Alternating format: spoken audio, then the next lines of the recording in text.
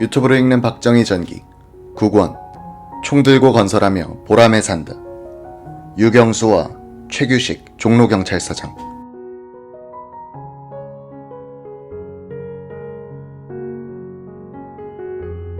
1968년 1월 21일 밤 10시 5분경 청와대가 지척인 자하문 내리막길에서 두 형사는 무장공비의 대열 맨 뒤에 걸어가던 부대장격인 김춘식과 이야기를 나누며 걸어내려오고 있었다. 김춘식은 박 형사에게 당신 경상도 말씨인데 고향이 어디요? 하고 물었다. 박 형사가 대구인데요 라고 대답하자 그는 우리 친척집도 대구인데 라며 말을 흐렸다. 박 형사는 이들과 농담까지 주고받으며 시간을 끌어보려 했으나 기다리던 증원부대는 오지 않았다. 입안이 바싹바싹 타들어가고 있었다. 그때 마침 괴한들은 자하문 고개를 넘어오는 원효 여객 60법 번스를 세웠다. 박태한 씨의 회고. 무장 공비가 분명한데 그 자리에서 놓칠 수 없었습니다. 한 명이라도 못 잡으면 우리는 죽는다는 생각이 들더군요. 공비들은 이미 7, 8명이 버스에 올라타고 있었습니다. 우리가 극성스럽게 저지하기 시작하자 대장인 듯한 자가 부하들에게 내리라고 했습니다. 우리 2명이 이들을 다 상대할 수는 없고 미치겠더라고요. 하지만 그때까지 공비들의 목표가 청와대라고는 생각하지 못했습니다. 버스에서의 시비가 끝나자 대열은 다시 움직였다.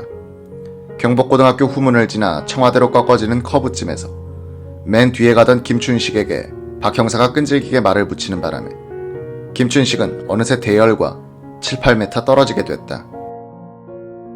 박 형사는 속으로 이놈 한 놈만이라도 잡아야겠다는 생각을 했다고 한다.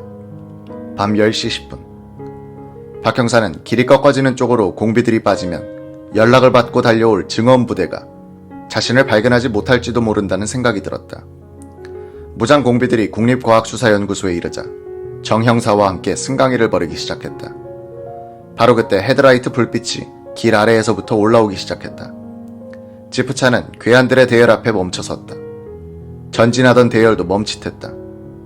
헤드라이트가 이들의 몰골을 기괴하게 비치고 있는 동안 차에서 당당한 체구의 사나이가 내렸다. 최규식 종로경찰서 서장이었다. 나는 종로경찰서장이요. 소속을 밝혀야죠. 외투 안에는 뭐가 들었어? 아무것도 아니요. 우리는 CIC 사령부가 있는 효자동으로 가는 길이요. 여기는 내 담당 구역입니다. 신분을 밝히지 않고는 아무도 못 지나가고. 2조 조장 김신조는 대열 중간에 서 있다가 지프차의 헤드라이트 불빛이 비추는 가운데 최규식 서장이 권총을 뽑아들고 저지하는 모습을 목격하고는 남침 후 처음으로 당황했다고 한다. 공비들의 신경이 극도로 날카로워졌을 때 최규식 서장 뒤로 시내버스 한 대가 올라오다 길을 가로막은 지프차 뒤로 멈춰섰다. 공비들은 버스를 국군의 지원병력인 줄로 착각했다.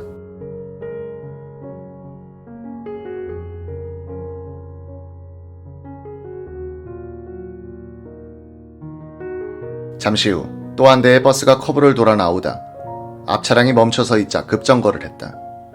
공비들은 연이어 2대의 차량이 도착한 것을 목격하고는 외투 속의 총과 수류탄을 더듬었다. 그 순간 최규식 서장과 시비가 붙었던 공비가 외투 속에서 총을 꺼내 최 서장의 가슴을 향해 연발 사격을 가했다. 드르륵 드르륵. 국방군 출동이다. 121 사태의 첫 희생자가 된 당시 36세의 최규식 서장은 가슴에 3발을 맞고 그 자리에서 숨을 거뒀다. 밤 10시 15분경이었다. 총성이 나기 무섭게 공비들이 일제히 버스를 향해 사격을 가하면서 3발의 수류탄이 장렬했다. 버스에 타고 있던 청운중학교 3학년 김형기 군과 회사원 홍유경 씨가 수류탄 파편을 맞아 그 자리에서 숨지고 버스 차장 김정자 양은 오른팔에 관통상을 입었다. 버스 문이 열리고 사람들이 뛰어내렸다. 어둠 속에서 공비들은 자신들을 공격하는 국군인 줄 알고 흩어지기 시작했다. 그 순간 대열 뒤에서 부대장 김춘식과 말을 걸었던 두 형사가 김춘식을 쓰러뜨렸다. 박 형사는 오른손으로 김춘식의 목을 죄면서 왼손으로는 아무거나 손에 잡히는 것을 들고 머리를 내리쳤다. 졸지에 돌멩이로 머리를 맞고 피투성이가 되어 의식을 잃은 김춘식을 박 형사는 손목에 수갑을 채워 생포하는 데 성공했다. 멀리서 동료가 경찰에 의해 쓰러지는 것을 목격한 공비들은 도망가면서 두 형사를 향해 총을 쏘았다. 정종수 형사가 쓰러졌고 박태한 형사는 왼쪽 귀 위로 총알이 스쳐 지나갔다. 경복궁 후문 일대는 아수라장으로 변했다. 총성이 퍼지자 청와대 외곽을 경비하던 수경사 30대대 병력들이 즉시 달려오기 시작했다. 김신조 목사의 회고. 한 명이 쓰러지는 걸 보고는 틀렸구나 하는 생각이 들더군요. 지휘부가 무너졌다고 판단하는 순간 휴전선에서 청와대까지 내려왔다는 자부심이고 뭐고 다 없어졌고 동료들이 순식간에 흩어지는 겁니다. 청와대고 작전이고 없었어요. 불과 5분 정도 교전한 것 같은데 모두 사방으로 흩어졌던 겁니다. 일부는 오던 길을 거슬러 세검정 쪽으로 튀었고 일부는 청와대 뒷산인 북악산을 탔고 저는 경복고등학교 뒷담을 넘었죠. 인왕산을 타고 북으로 가려고 말입니다. 인민군 소위 김신조는 동료들이 많이 택하지 않은 루트를 골랐다. 자하문을 넘어 세검정 쪽으로 도망가려던 공비들은 뒤따라 내려오던 시내버스를 향해 수류탄을 던지고 기관총을 난사했다. 그러나 승객들이 미리 대피한 상태여서 피해는 없었다. 이들은 세검정에서 시내로 들어가는 2대의 버스에도 수류탄과 기총소사를 해대며 도망쳤다. 밤 10시 30분경이었다. 야간에 대한민국 수도 서울의 심장부 부근까지 침투한 것은 성공했지만 무고한 양민을 학살해가며 유격전을 벌인 것만큼 어리석은 비정규전 사례도 없을 것이다. 밤 10시 40분경 세검정길과 북악산 일대는 수도경비사령부 소속 30대대 병력들이 투입되어 총격전으로 이어졌다. 30대대 병력이 현장에 투입될 무렵 경복궁 옆에 주둔하던 30대대 연병장에서는 대대장 전두환 중령과 작전주임 장세동 소령의 지휘하에 81mm 박격포 10여 문에서 조명탄이 날아올랐다. 조명탄은 밤새도록 세검정과 북악산 일대를 대낮같이 밝혔다.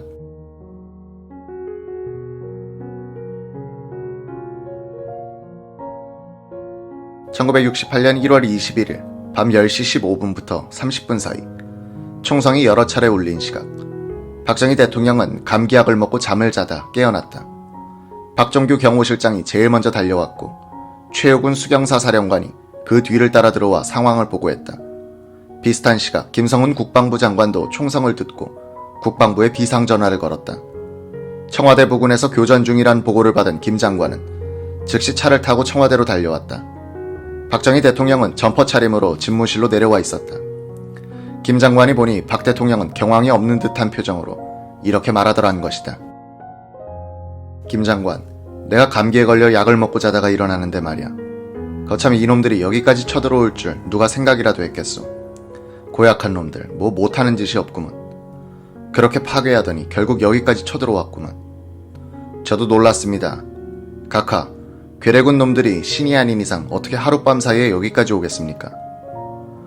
두 사람은 전쟁을 겪은 군인 출신이어서 그런지 수행하던 경무원들이 보아도 무척 대담했다고 한다. 청와대 밖 하늘은 수경사 30대대에서 쏘아올린 조명탄으로 환하게 밝아 있었다. 윤필용 방첩대장은 김성은 국방부 장관에게 전과와 피해 상황을 수시로 보고했다.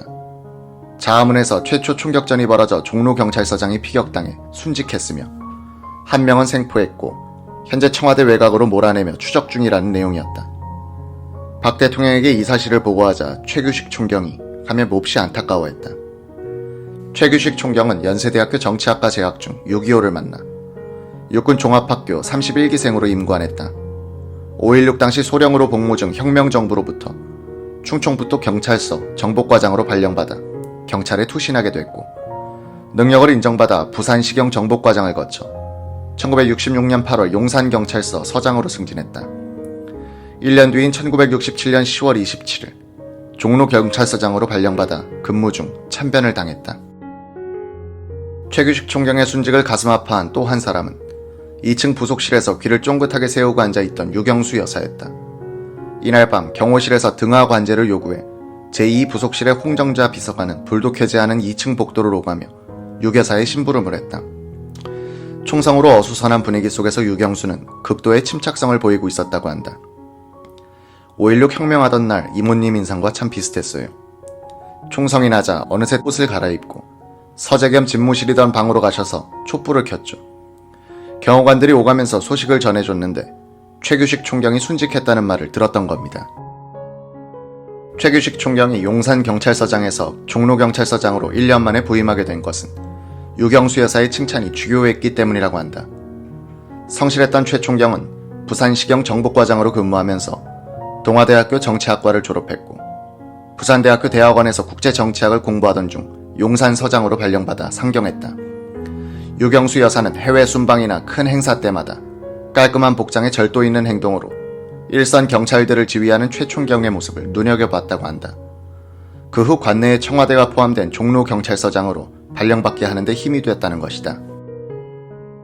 미망인 유정화 씨에 따르면 남편 최 총경은 서울 용산으로 올라와서도 공부를 계속했고 종로경찰서 서장으로 발령받은 뒤로는 너무 바빠 부산대학교 교수들이 상경해서 논문 지도를 했다고 한다. 1968년 1월 12일 최규식 총경은 부산대학교로부터 논문이 최종 통과되어 석사 학위를 받게 되었다는 축하 전화를 받았다. 그리고 9일 뒤 자아문 언덕에서 무장 공비가 쏜 총탄에 숨을 거뒀다. 미망인 유 여사는 그해 2월 26일 부산대학교 총장의 초청으로 남편을 대신해 졸업식장에 참석, 학위를 받았다.